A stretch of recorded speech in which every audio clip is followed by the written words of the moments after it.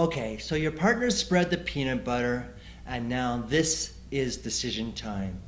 You can choose to stop your own behavior. Or continue with a pattern that spirals you down, creating resentment and distancing your partner. If you handle it in a more positive way, it will strengthen your relationship. A process that is effective is imagine a big red stop sign right in front of you. Then take a couple deep breaths. This gives you enough time to pause, see what's happening, and what it is that you can change. And you could ask yourself, what is it that my partner wants me to be aware of right now? When you get the signal, do some self-evaluation. Check to see how you're thinking, feeling, and what's going on in your body. And are you reacting from fear, anger, or rejection? Check to see if these behaviors are going to get you what you want, or are you going to make your partner feel bad and perhaps you both pull away from each other? Yeah. Staying in an old pattern, justifying and being righteous is going to keep you stuck. So when you open up to possibilities, this is really freeing for both of you. And make light of it. You know, this is about growing, and perhaps maybe you can laugh or put some humor into it. Oh, peanut butter. You got me again. Right. It's very empowering when you change a negative into a positive. We know that you can handle it better, and when you do, it changes the outcome. And if both of you are going to feel heard and acknowledged, this is going to feel loving. It is. Okay, Eileen, the peanut butter's been spread. Now this is decision time for the perfectionists. They have choices. We always have a choice. We have a choice to choose to or choose not to. And we can choose to continue with a pattern that doesn't work, building resentment, distancing our partner, making it just takes you into a spiral. Or you can choose to handle it in a much more positive way. And maybe strengthen their relationship. Absolutely. Right. Okay, so the code word's been said. What does the perfectionist need to do now? A process I use for myself that's really effective is I actually see a big red stop sign and I see it go stop and it stops me. I take a couple deep breaths to pause. That gives me enough time to see what it was that I was doing and what I could change. It'll help to de-stress the situation and take the pressure off. And yeah. calm. Yeah. And okay, so they're stopped, they have the 2 breaths, now what do they do? You want to be aware, ask yourself, what is it that my partner wants me to be aware of that I'm doing in this situation? Well, and that's a good thing is that you can do some self-evaluation. Is okay, I'm stiff. I'm angry because of the dishes. Oh, okay. Then what? What needs to go? Is this important enough for me to make my partner feel bad? For distancing the relationship. And myself and how I'm handling it too. Okay, so they've looked at all this stuff. Then what can be done? I know that these are the rules. This is the way it needs to be done, and I'm going to justify my behavior. See, that's the pattern again. The justification and the righteousness is going to keep you stuck. Well, and that's something else. But are there other choices? What other? There's always other choices. So there are other things that there are But other before the possibilities. perfectionist knows about growth, they believe there's only one right way, which makes other things wrong. And when they open up their perspective of there's lots of different possibilities of how I can handle this, this is very freeing for them. Okay, so there's one possibility of being angry at my partner for not holding up their end. Right. What's the other thing? Well, they can go, oh, peanut butter, you got me again. You know, you can laugh about it, you can make light of, you can put humor into it. As a partner, I would just love them to shrug it off and just move on. Maybe that's a possibility down the road.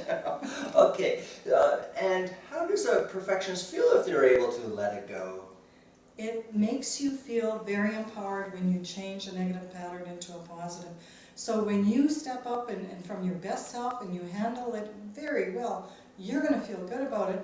But it also raises the bar for your partner. And we know that when you handle situations better, changes the outcome, and your partner also wants to do better. And can you imagine that I'm the partner of the perfectionist and I say peanut butter and they stop this? And I couldn't imagine. they hear you, they've listened to you, they've acknowledged you. That feels loving. Okay, so we're talking about the dishes in the sink. They're pretty minor. What about things that are a sticking point? What do you do then? there may be more to this situation, and when it's something that you can't let go of or that you would like further collaboration on, we have something which is the next step, which is negotiation. In the moment, the perfecter may be unaware that their controlling and restrictive behavior is causing stress, extreme frustration, and upsetting their partner. Perfecters can benefit from a process to help them become more flexible. Here are some skills and tools to help you step together. After the code word, there is an internal checklist that the perfecter can use to help them go from reactive to pausing to reassess. Number 1, perfecter, ask yourself, what is it that I need to be aware of at this time? Code word's been given, your partner wants you to become aware of the present situation. Pause and then ask yourself. Number 2, here are some questions perfecters can ask themselves. Am I contributing to or contaminating the situation with my needing to be a rule keeper to calm my anxiety? Is my need to maintain over-the-top standards causing conflict? Is being critical creating the loving and connected relationship that I really want?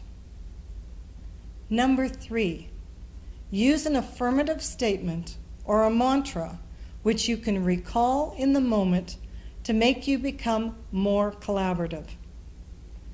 A mantra is a statement that helps to interrupt a pattern and is an effective way to help change the pattern. So here's the mantra for the perfecter. Let one thing go at a time. Can I just let one thing go at a time?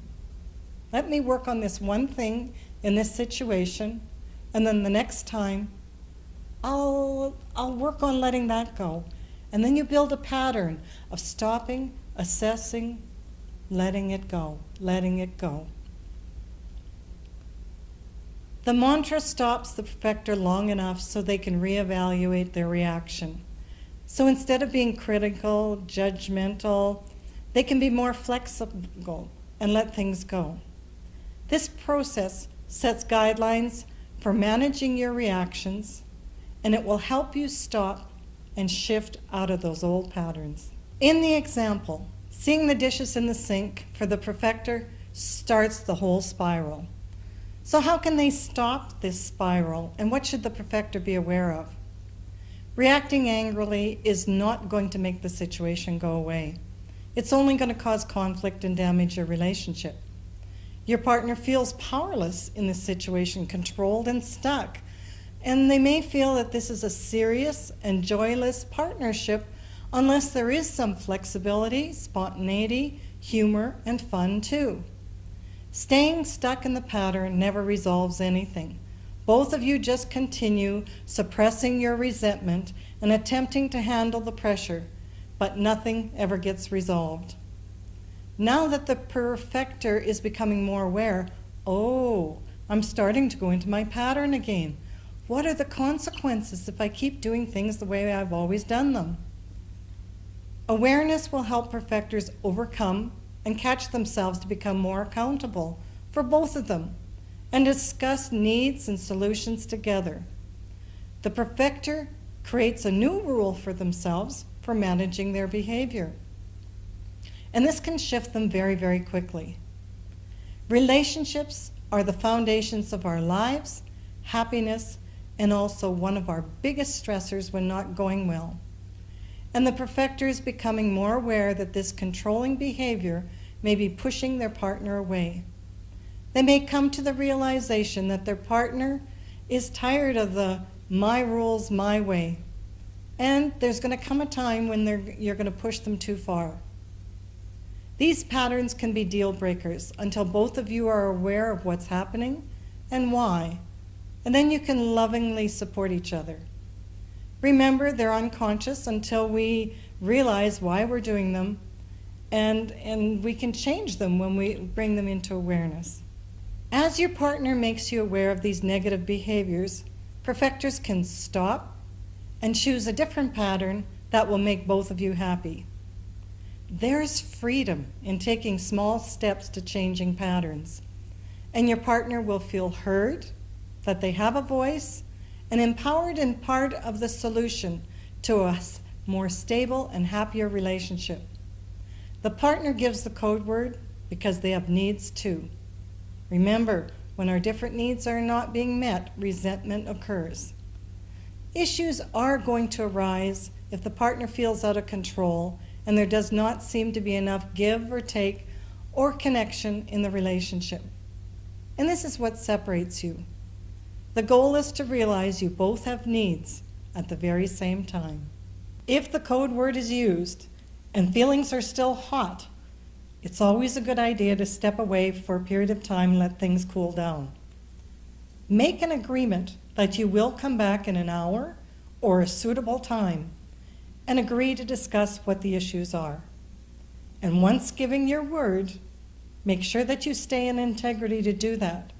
That's how trust is built. Imagine the peanut butter has been spread and they pause. They listen, they've heard you and acknowledged you. That feels loving. This will diffuse an escalating situation, and it can diffuse the intensity in the moment. It is important that you both stay positive. Now that it is paused, the next step is negotiation. What can the partner say?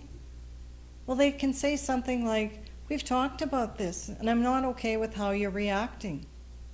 Some situations need more than a code word, and to change an ingrained pattern, you might need a further tool, negotiation.